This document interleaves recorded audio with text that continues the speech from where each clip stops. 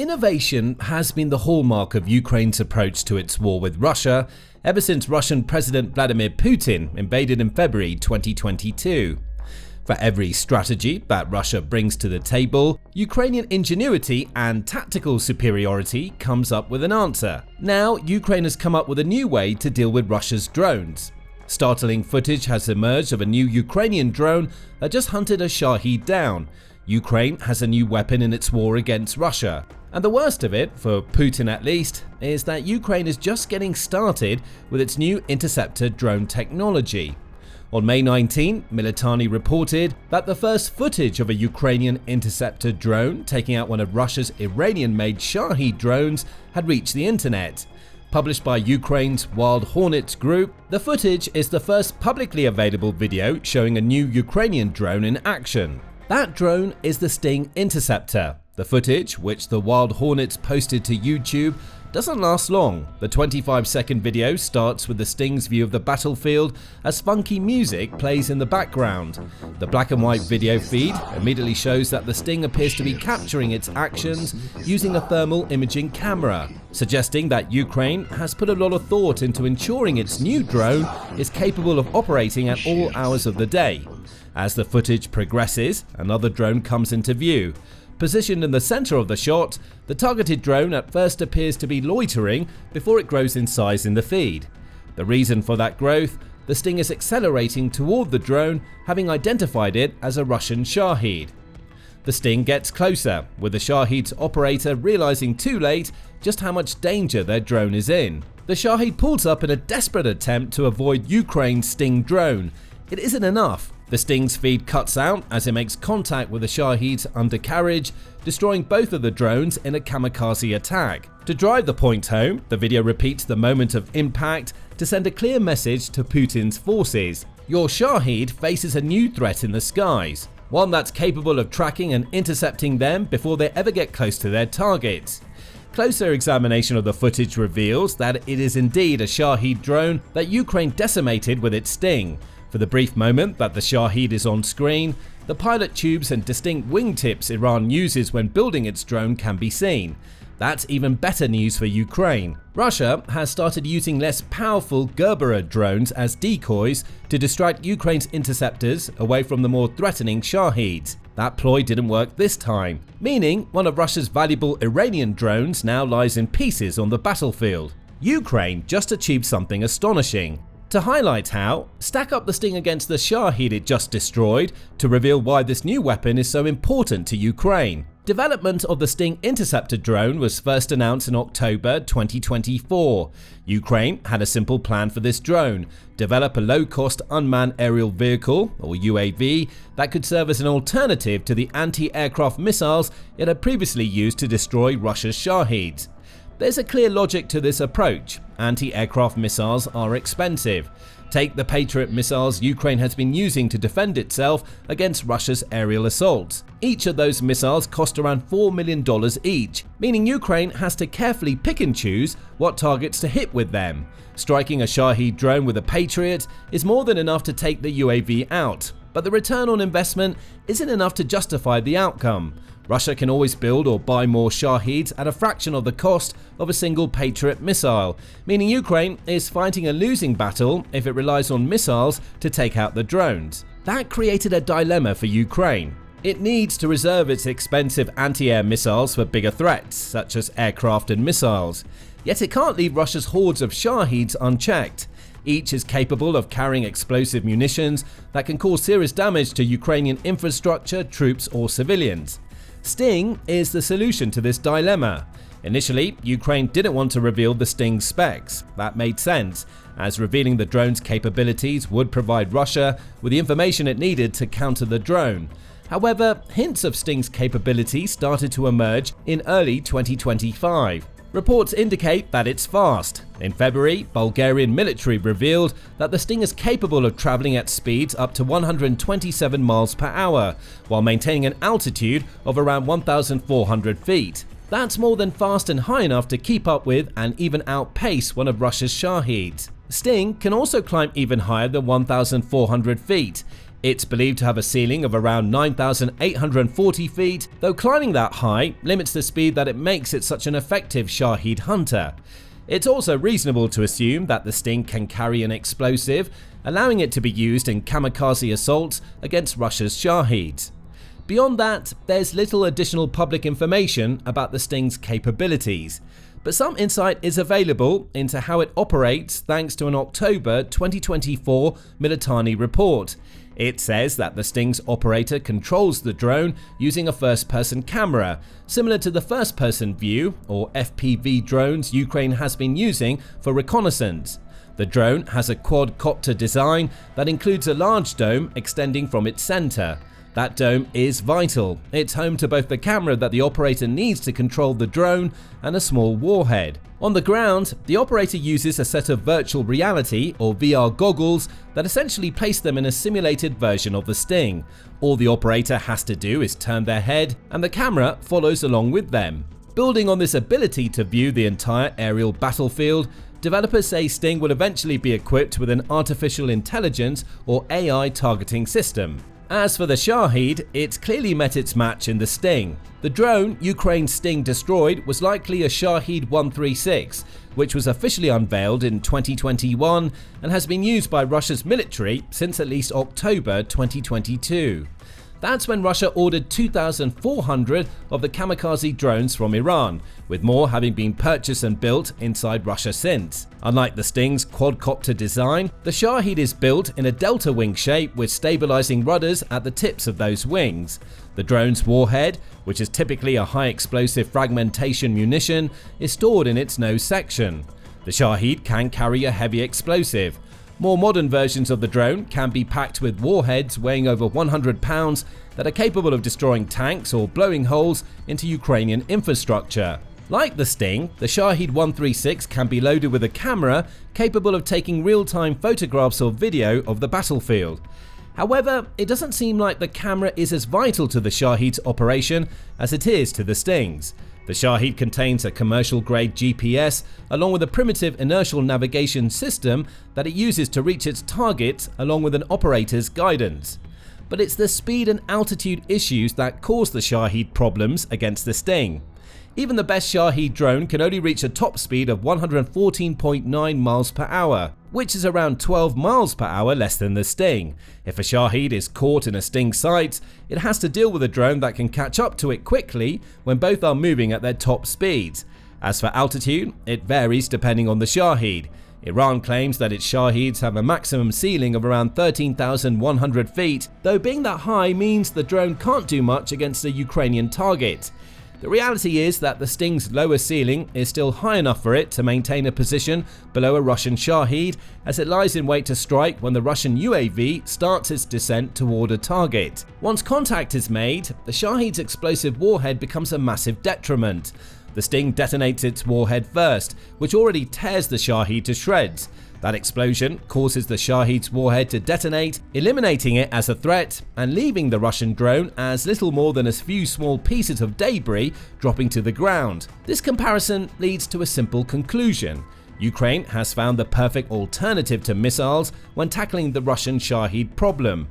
And Ukraine knows it. Though the recently released footage offers our first glimpse into how Ukraine's Sting interceptor drones work, the May 19 strike is far from the first time Ukraine has used these brilliant UAVs. According to Militani, Ukraine's Dark Node Unmanned Systems Forces, which are part of Ukraine's 412th Separate Unmanned Aerial Vehicle Regiment, have already used interceptor drones to destroy around 100 Russian Shahed and German drones. That regiment is nicknamed Nemesis, and that's precisely what it's proving to be in the context of Putin's drone strategy. All of this is terrible news for Putin. It shows him that Ukraine is still doing what it's always done in its fight against his forces, innovating to achieve victory. But it gets even worse for Russia's leader. While this first glimpse of a Sting in action is terrifying enough for Russia, Putin is being forced to face up to a new reality. Sting is just the start of what Ukraine has in store for Russia's forces on the drone front.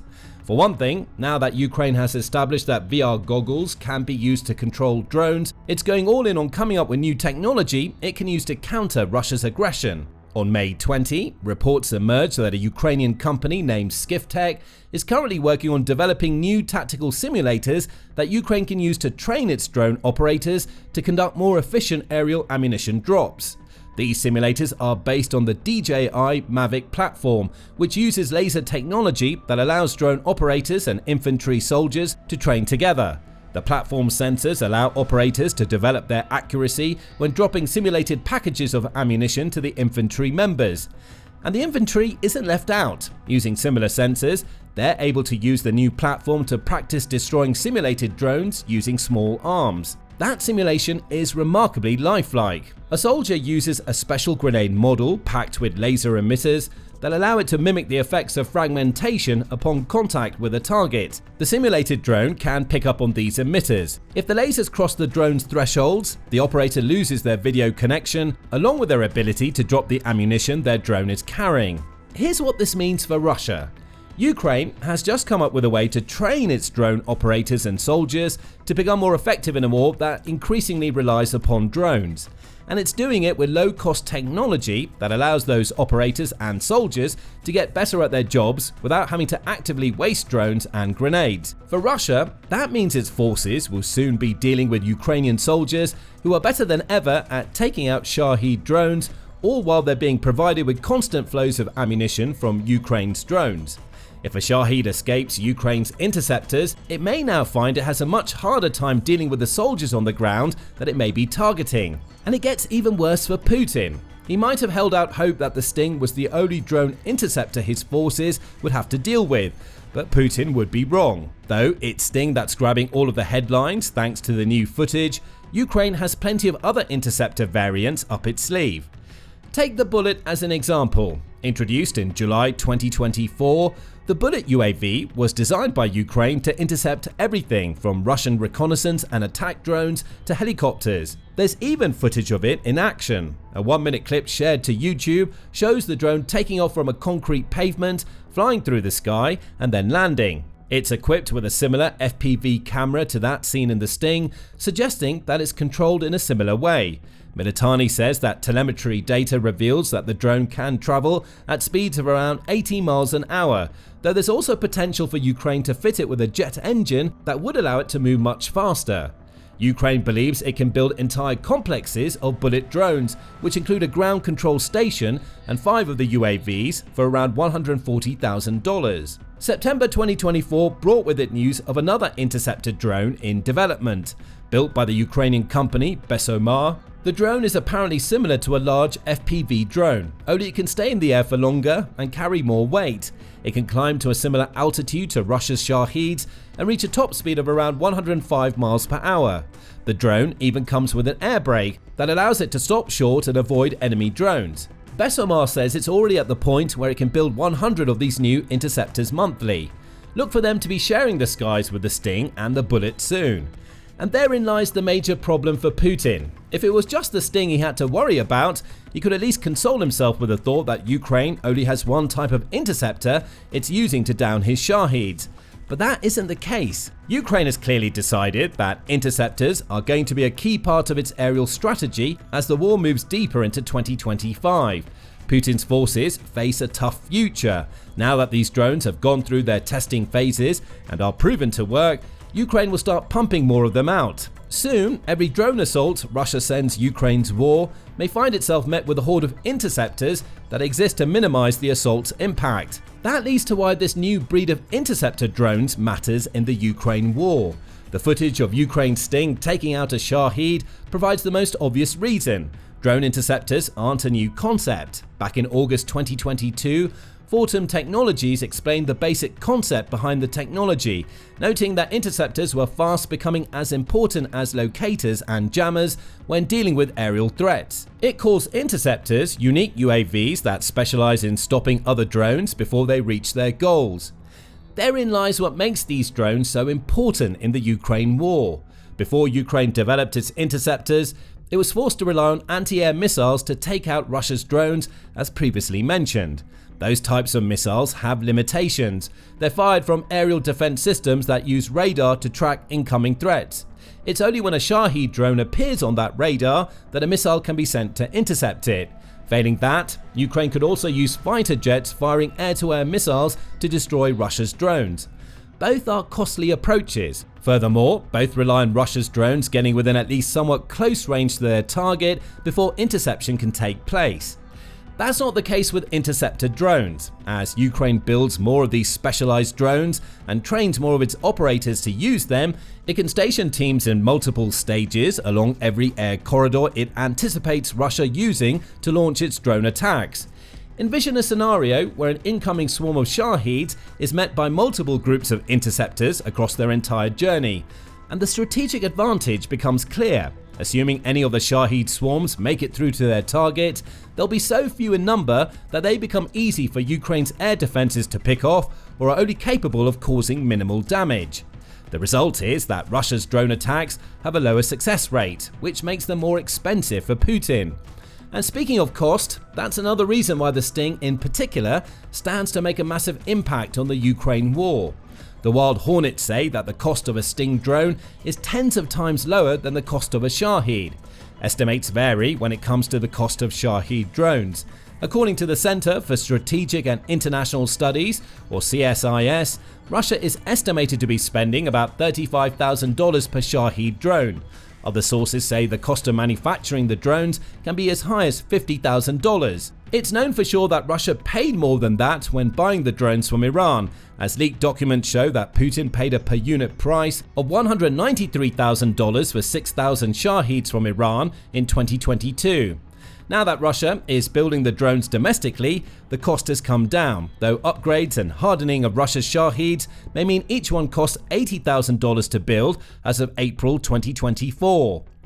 So that's a lot of varying numbers. Taking the CSIS estimate as true, that means Ukraine is building its Sting drones for around $3,500 per unit. But that may be too high. The Wild Hornet said tens of times, not 10 times lower costs.